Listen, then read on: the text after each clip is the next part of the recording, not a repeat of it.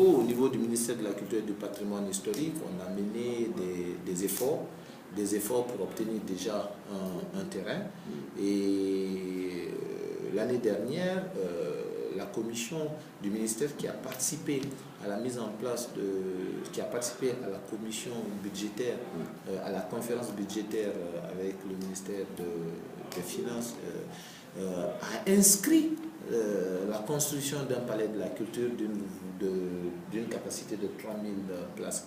Et donc, 3000 places, oui. Et ça déjà, ça a été inscrit au budget 2014, au budget d'investissement 2014 du ministère de la Culture et du Patrimoine historique. Donc, c'est pour vous dire qu'à ce niveau, les efforts sont en train d'être menés au niveau du ministère de la Culture et du Patrimoine historique pour que nous puissions avoir un lieu de spectacle digne du nom qui pourra recevoir beaucoup plus de personnes que le Palais du Peuple. Vous demandez des moyens. En attendant, le peu que vous avez, vous l'avez d'où?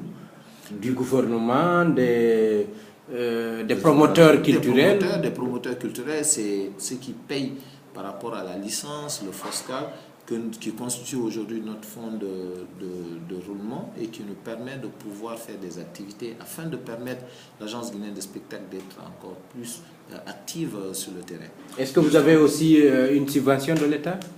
La subvention de l'État, pour le moment, non. Nous attendons, peut-être certainement les années à venir, nous allons avoir des subventions. Vous fonctionnez uniquement de ce que vous tirez des opérateurs culturels? Bien sûr que oui.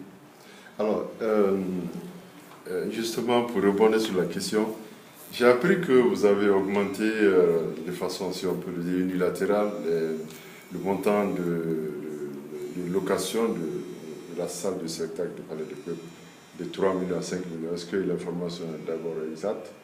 Et si c'est le cas, comment vous avez fait pour augmenter? Quels sont les besoins qui se présentent pour cette augmentation? Bon, je dirais qu'à ce niveau, il y a l'amalgame. Les gens n'arrivent pas à comprendre au fait en réalité qui gère le Palais du Peuple. Nous gérons la programmation du spectacle, de tout ce qui est activité culturelle sur les lieux de spectacle en Guinée. En ce qui concerne la gestion de ces lieux, relève des personnes qui sont habilitées à administrer ces différents endroits, dont le Palais du Peuple. Donc, cette décision, elle est prise, enfin, je l'aurais aussi appris, mais pour le moment, moi, je pense que ce n'est pas encore en vigueur, pour la simple raison que nous n'avons pas eu un entretien avec l'administrateur du Palais du Peuple, le nouveau, avec lequel certainement nous allons nous entendre sur un certain nombre de principes pour permettre aux opérateurs culturels de pouvoir travailler dans les meilleures conditions. Mais qui a décidé l'augmentation? Vous dites que ça a été décidé, mais ce n'est pas encore opérationnel. Qui a décidé? C'est vous ou c'est... Non, je ne décide jamais sur la location d'un lieu de spectacle. Et au-delà du Palais du Peuple, quels sont les autres lieux de spectacle? Il y a les plages de la place, tous les autres lieux. Les plages? Oui, partout où il y compris Lambagny. Bon, c'est ce que je vous dis. Je reviens encore sur ce drame. C'est que je n'aime pas trop parler de cet événement. Pourquoi? Parce que vouloir trop parler, c'est encore réveiller des choses aux parents qui ont perdu leurs différents enfants. Mais on ne s'est encore pas prononcé sur ce cas. Il faut qu'on en discute, il faut qu'on en parle. Oui, moi personnellement, je ne voudrais pas trop m'étaler dessus pour des raisons certainement qui sont propres à moi. Encore une fois de plus, il y a eu des morts à cet endroit, donc je ne m'amuse pas. Vous avez perdu quelqu'un parmi... Oui, je dirais que j'ai perdu des jeunes Guinéens. Non, un Guinéen est un proche, que ça soit... Vous dites que vous ne voulez pas en débattre pour des raisons personnelles. Quelles sont ces raisons? Non, quand je dis personnel, encore une fois de plus, je les garde pour moi. Voilà. Il n'y a pas de souci. Mais c'est que les pratiques continuent. Il n'y a aucune réglementation, c'est ça le problème. À un moment donné, ça a été interdit. Qui avait interdit? C'est vous? Non, c'est le gouverneur de la ville de Conakry. Et l'interdiction a été levée? Non, pas encore. Et qu'est-ce que vous faites en attendant? En attendant, les gens se contentent des autres lieux de spectacle, l'esplanade, le Palais du Peuple, Belvédère, ainsi de suite. Pour le moment, les plages sont interdites de spectacle. C'est une décision du gouvernorat de la ville de Conakry. Le gouverneur est la personne c'est le shérif, si vous voulez, de la ville. Donc, il y a eu un cas malheureux et je trouve normal pour le moment qu'une telle décision soit appliquée afin de voir comment toutes les dispositions vont être prises pour une encore meilleure gestion de ces différents. À votre avis, quel genre de dispositions va-t-on prendre? Est-ce qu'on ne risque pas juste de fermer un moment, le temps de calmer les esprits et reprendre les mêmes pratiques? Pas du tout. Pour votre information, depuis un certain temps, au niveau de l'agence guinéenne de spectacle, nous avons lancé une vaste opération de prise de contact avec tous ces lieux d'organisation de spectacle. Nous sommes rentrés en contact avec le Progem, qui est une structure du ministère de la Sécurité et qui se trouve au niveau de... Ça s'appelle comment? Au Progem.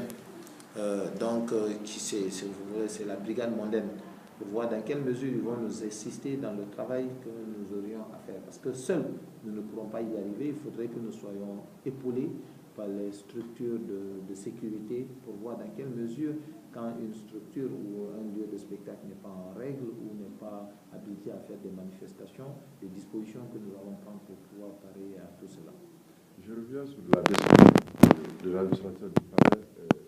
Vous avez dit que ce n'est pas vous qui avez décidé de 3 000 à 5 millions. Et si on vous demandait Parce que ça intéresse quand même. Moi, je ne me prononce pas dessus. Je suis rentré déjà en contact avec l'administrateur, avec qui je dois m'entretenir très prochainement. C'est à la suite de cet entretien que je dirai. Mais pour le moment, encore une fois de plus, ce n'est pas une décision qui vient de l'agence guinéenne des spectacles. Mais à votre avis, c'est raisonnable, 5 millions?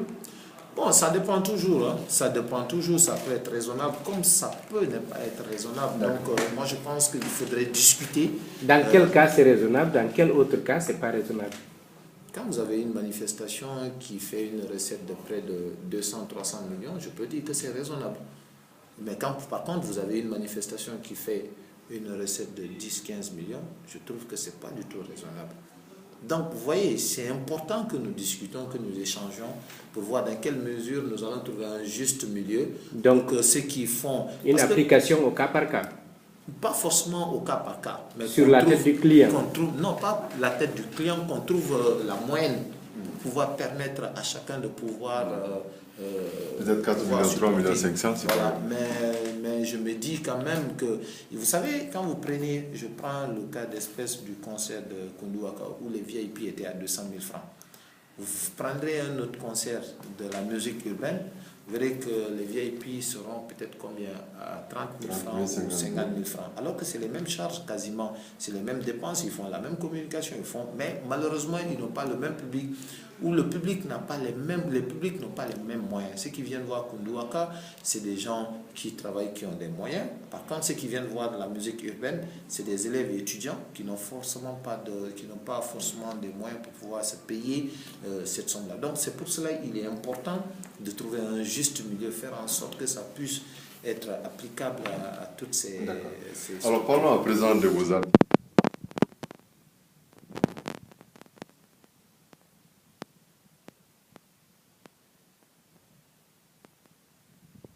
Ils souffrent vraiment. Je veux citer par exemple le cas de l'artiste Kindia, le Kania, Bangoura, Kade Diawara et tant d'autres qui passent de porte en porte pour commander les transports et puis la nourriture, je ne sais pas. C'est très préoccupant. Qu'est-ce que vous faites concrètement en termes de réhabilitation de leur dignité pour avoir servi loyalement le pays? Vous savez, en réalité, personnellement, moi, au niveau de l'agence guinéenne de spectacle, nous avons mis sur pied une opération, nous avons entamé une démarche avec une compagnie d'assurance de la place qu'on appelle NCA pour proposer à ces artistes une police d'assurance. Vous savez, le plus souvent, on aime attendre qu'on tombe malade pour pouvoir se soigner. Personne ne pense à prendre des dispositions pour pouvoir parer à ces éventualités. Donc voilà ce qui nous a amené à dire aux artistes aujourd'hui, écoutez, Quand vous tombez malade, toujours c'est les mêmes messages que nous diffusons ou qui sont diffusés un peu partout en demandant aux uns aux autres de vous venir en aide.